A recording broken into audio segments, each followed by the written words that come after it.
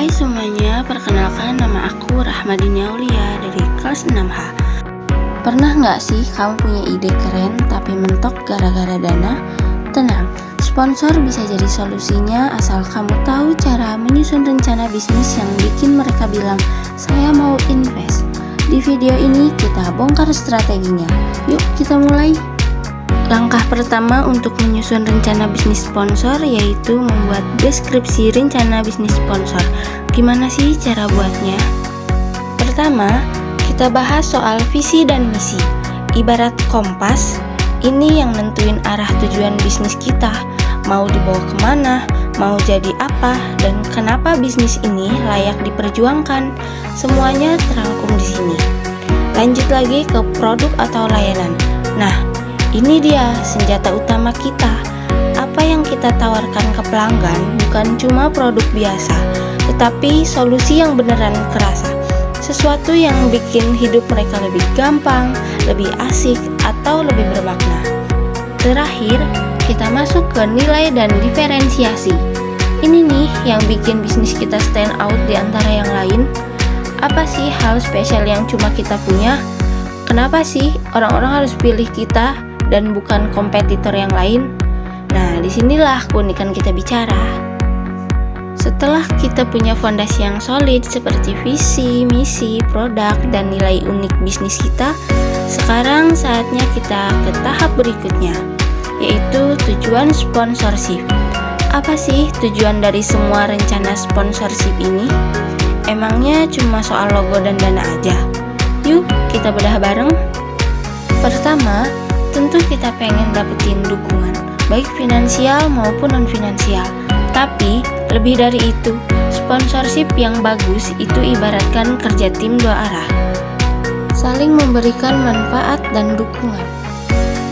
Kita bangun kolaborasi yang gak cuma formalitas, tapi yang benar-benar menguntungkan kedua belah pihak. Gak cuma itu, kita juga tawarkan value promosi maksimal buat para sponsor. Nama mereka bakal tampil keren, elegan, dan tepat sasaran. Dan pastinya, semua ini bakal ningkatin profesionalisme dan kredibilitas acara yang kita selenggarain. Jadi, bukan cuma keren, tapi juga terpercaya. Audiens jelas makin luas. Dengan sponsorship yang tepat, jangkauan kita bisa melejit jauh di luar ekspektasi. Dan yang terakhir nih, ini yang paling penting, sponsorship membantu kita menjamin acara berjalan dengan lancar dan berkualitas. Setelah tahu tujuan kita jalanin sponsorship, sekarang saatnya kita ngebidik target yang tepat. Ibarat panah nggak cuma cukup kuat, tetapi harus tepat sasaran. Pertama, kita mulai dari demografi. Ini soal data-data kayak usia, jenis kelamin, pendapatan, pendidikan, sampai ke lokasi. Kenapa semua itu penting?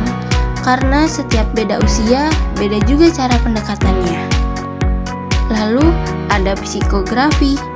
Nah, ini nih yang lebih dalam. Kita bahas soal minat, gaya hidup, dan nilai yang mereka pegang. Ini yang bikin konten kita bisa nyambung dan menyentuh. Dan yang terakhir nih, kita kupas perilaku konsumen. Mulai dari kebiasaan belanjanya, aktivitas online-nya, sampai seberapa aktif mereka di media sosialnya. Semua itu membantu kita untuk menyusun strategi yang gak cuma keren, tapi juga tepat untuk digunakan. Halo semuanya, perkenalkan nama saya Alvito Auliansyah dari kelas A. Di sini saya akan menemani Anda untuk melanjutkan topik sebelumnya, yaitu menyusun rencana bisnis sponsor. Baik, yang pertama kita akan membahas manfaat rencana bisnis sponsorship. Yang pertama adalah perencanaan yang terstruktur, yang dimana membantu penyelenggara menyusun langkah-langkah yang sistematis dalam mencari dan mengelola sponsor.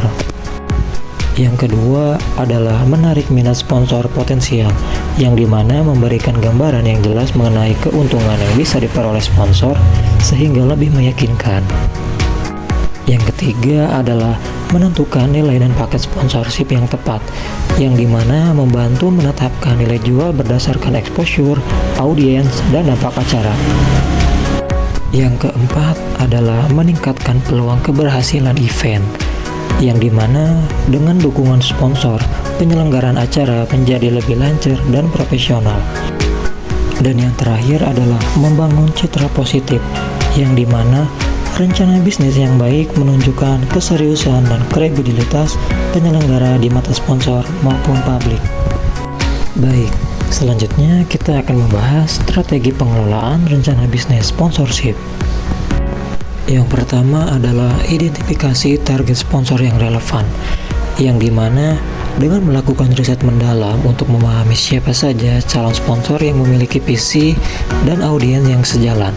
Dengan memilih sponsor yang relevan, kerjasama akan terasa lebih natural dan memberikan nilai tambah yang nyata.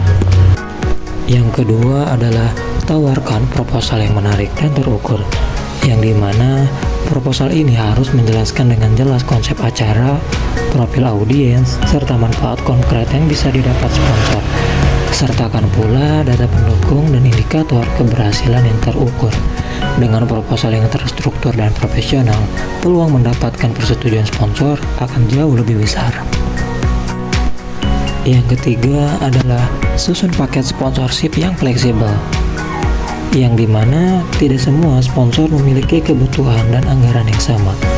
Oleh karena itu, penting untuk menyusun paket sponsorship yang fleksibel dan beragam, mulai dari paket platinum, gold, hingga silver.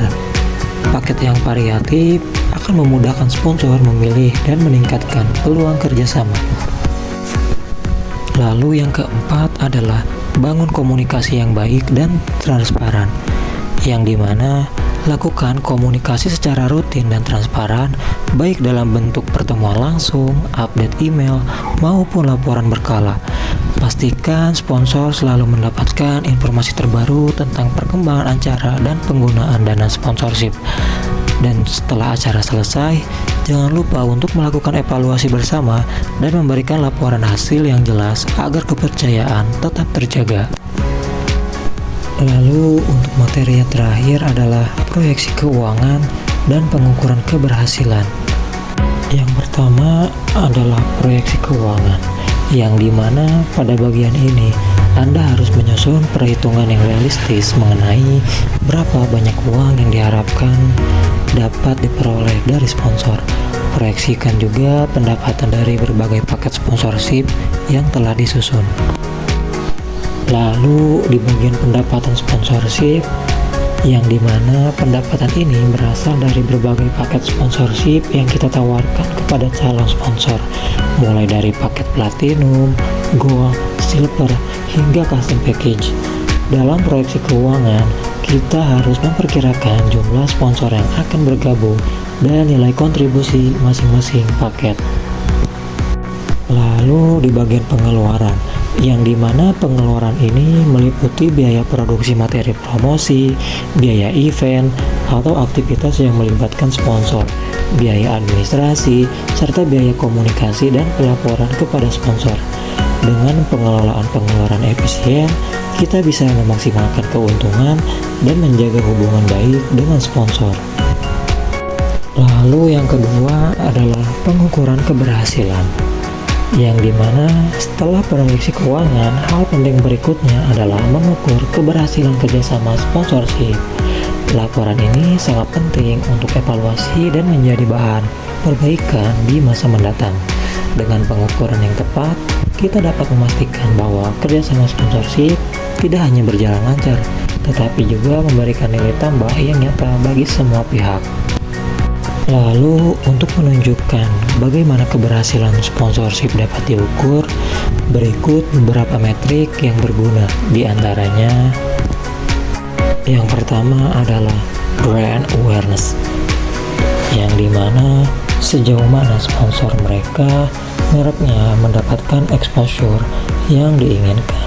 Ini bisa diukur dengan mengamati peningkatan pengikut di media sosial, peningkatan traffic, situs web, atau jumlah tayangan iklan. Lalu yang kedua adalah engagement, yang dimana mengukur tingkat partisipasi audiens dalam acara atau interaksi dengan merek sponsor. Bisa diukur melalui likes, shares, ataupun komentar di media sosial, dan partisipasi dalam event.